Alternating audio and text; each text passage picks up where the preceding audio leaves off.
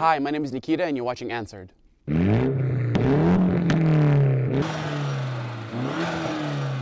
The story of this car is that this was originally my friend's car, my friend Artem. And he used to have an S13, and it's kind of like a stock S13, but we pretty much did a fully built SR for it. And then we kind of decided that we want back doors.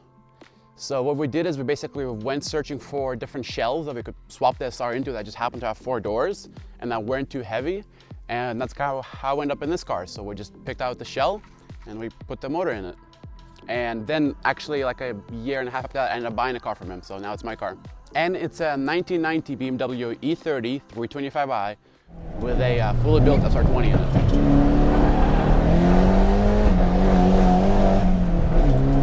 it. So the inspiration behind this build was really, it started kind of as a joke.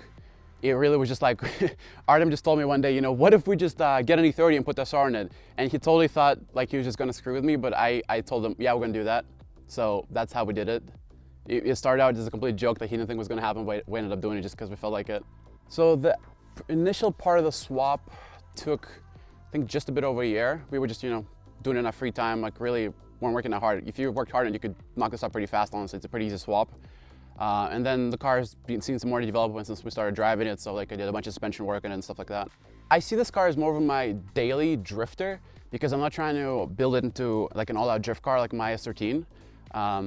So I'm trying, it's my daily driver at the moment, and I'm trying to keep it that way, but at the same time it's still a drift car because I'm not gonna have a car that's not a drift car, so it's kind of like a fine balance of making it a fun drift car, but at the same time not going so far with the board that I stop really driving it that much. My favorite thing about this car is obviously the motor. Like, this car is nothing without the motor. It's just, I can't imagine it without the SR. I would not like it at all. It just makes the whole car, it's fantastic to drive. And I'd say the least favorite thing about this car for me is the rear suspension.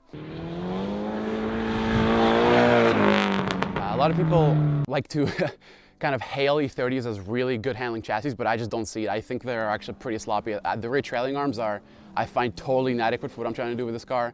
It makes it hard to dial grip in, it's really hard to adjust. I also don't like the slow rack. I know you can kind of fix that, but the slow rack has been kind of annoying me a little bit. And I guess my other thing that I really don't like about this car is the fact that it's a BMW. It makes some things just needlessly difficult, which is why the whole idea behind this project is to rip as much BMW out and put as much Nissan in it, because the Nissan stuff works good. How much power is it making?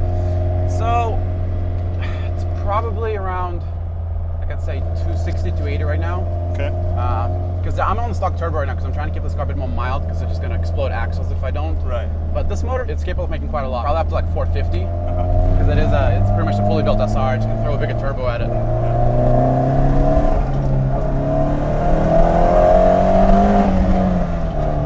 So what's the suspension and wheel setup? So this car is currently sitting on KW version 3 coilovers. It's also got a bunch of stuff done to the actual suspension itself. The front arms are SLR, including also the knuckle adapters to get some roll center correction. For the rear trailing arms, I have bushings everywhere, obviously, and polyurethane subframe bushings too. Time out. Make sure to subscribe for next week's video of the Porsche 991.2 GT3 featuring Ginny, who's put 7,000 miles on it. Now back to Nikita's E30. And I also have welded in adjustable trailing arm mounts to kind of raise the trailing arms a bit to fix the rear geometry as much as I can.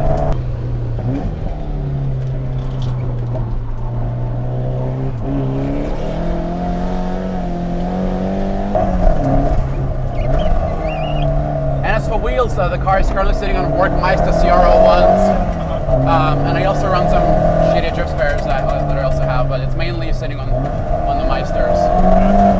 And the front barrels also get custom made to actually be able to clear with the angle kit because I wanted to keep the car stock body to keep it kind of like more of a street style. Yeah. And it's really hard to keep a car stock body when you have so much angle as this car does.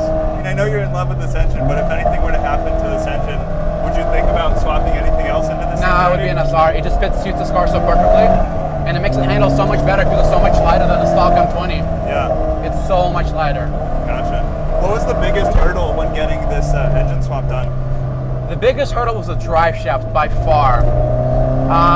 Kind of the problem with this car fundamentally, and this is still like a bit of a nuisance to this day to me, is that on Nissan transmissions and drive shafts, the slip yoke actually goes into the transmission. Whereas for BMWs, the slip yoke is behind a carrier bearing. So what this means is that because the slip yoke is essentially behind a carrier bearing, the way the BMW engineers expected to remove the drive shaft from the car is by unbolting the flange from the transmission and just dropping it down, and then you can then you unbolt it from a diff when you slide it out of the diff. And because that's how they designed it, it's actually like a hoop on the subframe that goes in front of the differential.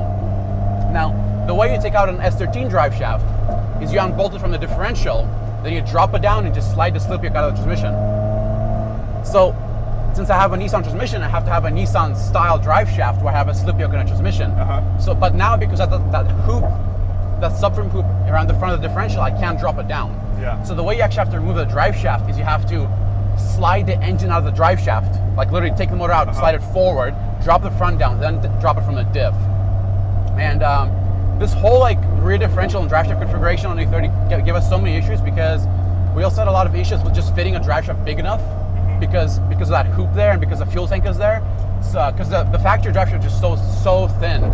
So actually the first drive shaft we had made for this car actually blew up to 120 on the freeway. Wow. And did some damage. So since then, to actually, we had to upgrade to a 3-inch drive shaft from a 2.75-inch to a 3-inch drive shaft. And in order to fit the 3-inch drive shaft, I actually have to move the diff move the diff down in the car. Wow. Which causes other issues because now the CV angles aren't perfect anymore, especially when the car is this slow. So I've actually broken a drive shaft once before, but as long as I don't go too ham with this car, it does okay. Yeah.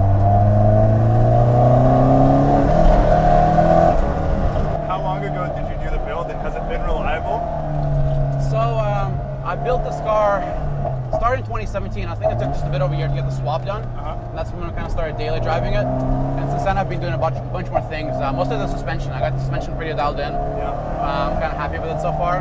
It's not as grippy as my other drift car, but I'm kind of okay with that for this car. It's supposed to be a lot more mild and stuff. So at this point, like I'm at the point with the car where there's really like nothing else I want to do to it other than just little things there and there, missing clips and stuff. Kind of keeping it like more moderate, so it's more reliable, and I don't break axles as often and things like that. And I think I got to that point maybe like 4 months ago. Nice. Which is when I got my front suspension all done up. But yeah, that's kind of where I am right now. So a little bit less than 3 years. Yeah. And you're not a full-time mechanic, right? No, it's been a very slow build. I mean, and we started driving it after a year. It's just, since then we've been doing suspension upgrades there and there. Just trying to make it better. And what are these gauges that you have lined up here? So you have 6 gauges total, I have 6 gauges. They've got the most important one: water temp, oil temp, boost, wideband. Then you got fuel pressure and oil pressure too. Yeah, that's right. And how much boost does this run? So right now I think it's running like 13, keeping it pretty low. Not trying to blow the turbo.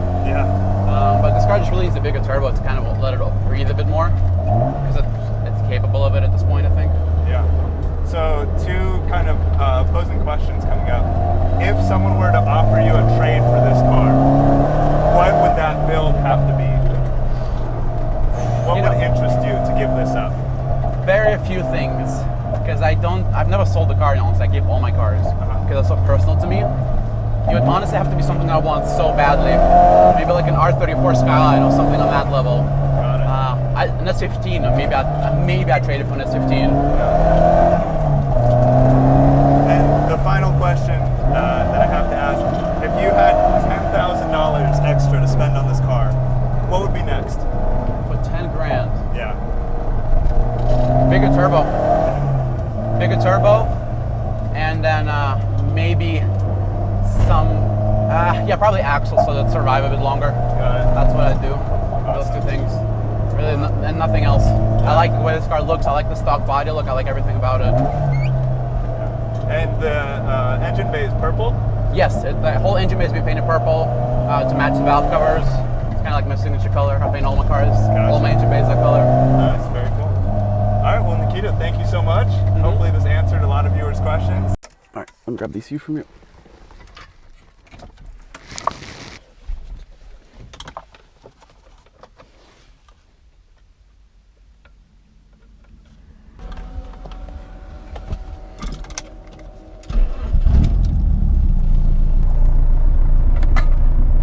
Nice and easy to start. Yeah, don't mind that.